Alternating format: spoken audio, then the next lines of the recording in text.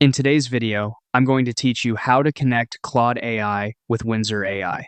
Connecting these two lets you pull your Windsor marketing and analytics data directly into your Claude conversations so you can analyze performance without switching tabs. First, open your browser and go to claude.ai/new. If you're not already signed in, log in so you can access your settings. Once Claude is open, look to the bottom left corner of the screen for the profile icon and click it. That opens a small menu where you can select Settings. Inside Settings, head to the Customize area. This is where Claude lets you tailor features and integrations.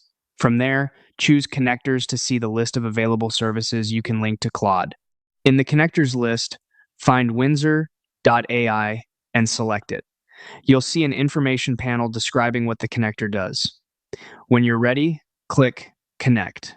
Claude will redirect you to Windsor's secure consent page in the same tab or a new one, depending on your browser. On the Windsor page, review the permissions being requested, then click Allow Access to approve the connection. This grants Claude permission to read data from Windsor through the connector. After you allow access, you'll be sent back to Claude, where the Windsor.ai connector should now show as connected. If you don't see that right away, give the page a moment or refresh your settings.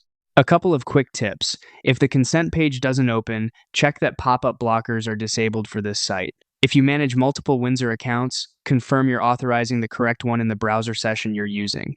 And remember, you can always return to the connectors section to disconnect or adjust the integration later. That's it. Your Claude workspace is now linked to Windsor, and you're ready to bring live data into your chats for faster, context-rich analysis.